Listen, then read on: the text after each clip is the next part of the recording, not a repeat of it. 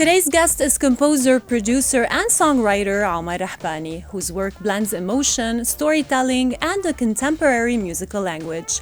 His latest release, Helwi W Hazini, is a song that spent years evolving before finally being released, and today we'll talk about the journey behind it. Omar also belongs to the third generation of the legendary Rahbany family, one of the most influential musical families in the Arab world. شبدي المهلة وقالت عبكرة البسمة حزينة شافت بحلمها شبدي المهلة وقالت عبكرة البسمة حزينة.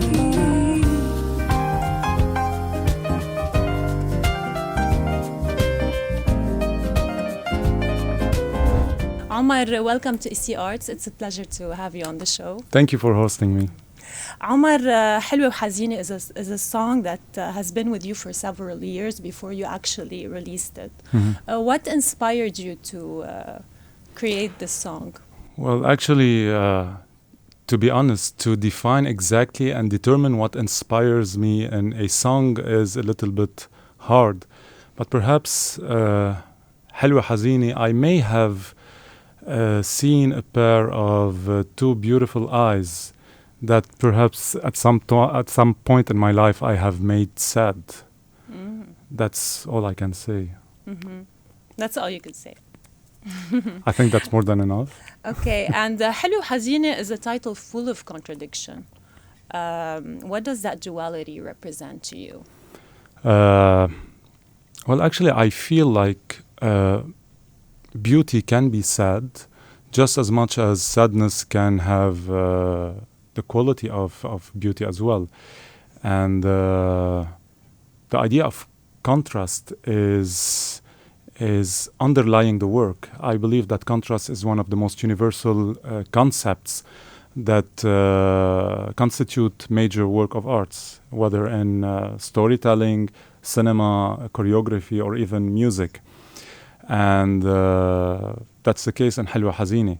I think that beauty cannot be experienced without a touch of bitterness. And I also think that Helwi W Hazini is full of contrast. You can hear it in the lyrics, the sad, I would say even tragic lyrics that are in contrast with the groove and the rhythm, which invites you to dance. So it's kind of wanting to dance on a sad song.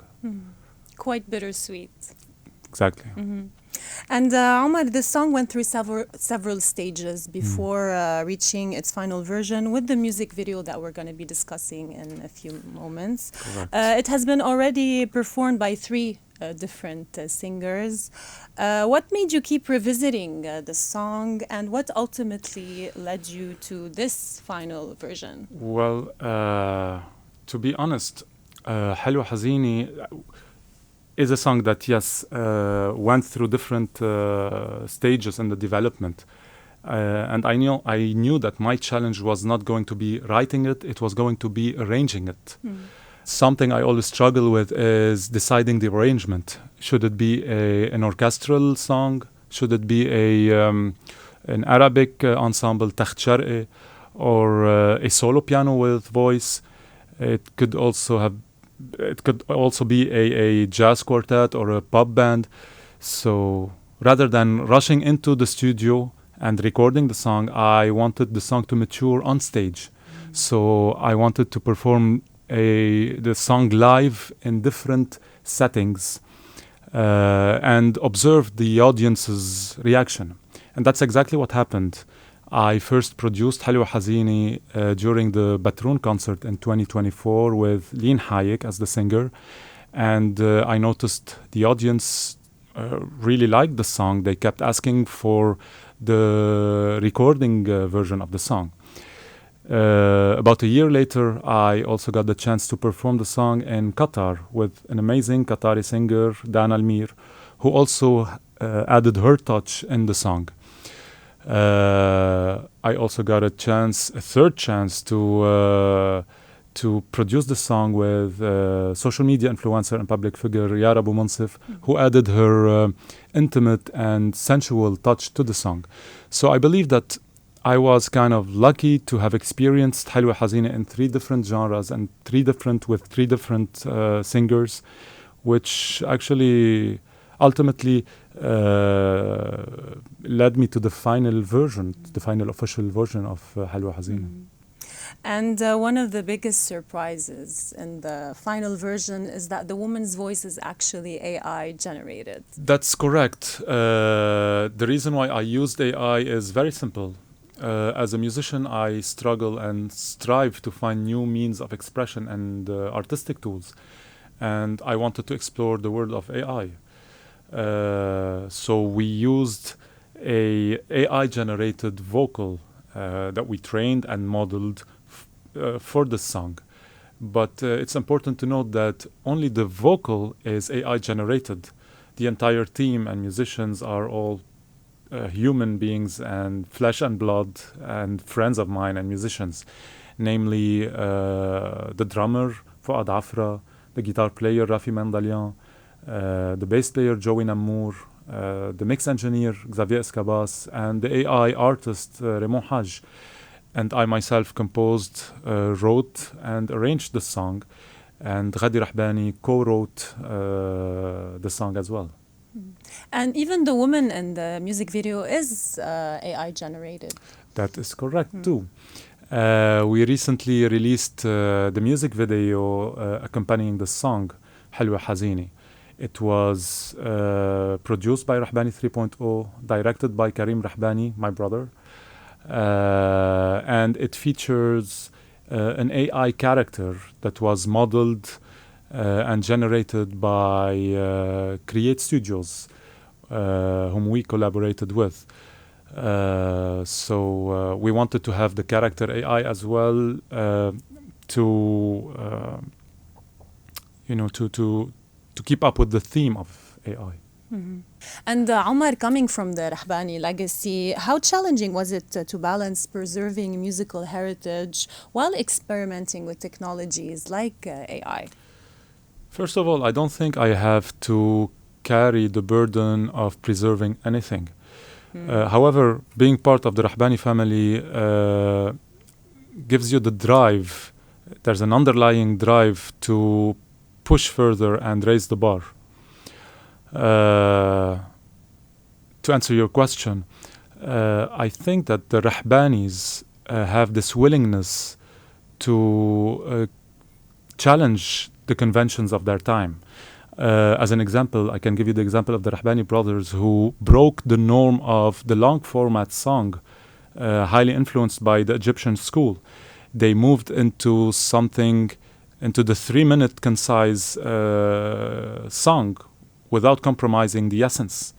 Another example is Ilyas Rahbany, who embraced technology, who was one of the first songwriters to embrace technology and add electronics to his music. I can think of a third example with Ziad Rahbany, another member of the Rahbany family, who challenged the way we listen to music by finding common ground between Arabic quarter tone music and Western harmonies. So to me, innovation is at the core of the Rahbany spirit. And by being a forward thinker, I think one is paying tribute to this legacy. Wow. And if AI can sing your songs, what remains irreplaceably human in the creative process? Thank you for this question. To be perfectly honest, I think that nobody is irreplaceable. Even the composer, the writer, the producer are all replaceable by AI. But to me, that's not the real issue and the real question. Throughout history, we've seen technology sparked fears in communities. But let's take an example. Painting was challenged by the invention of photography. But did people stop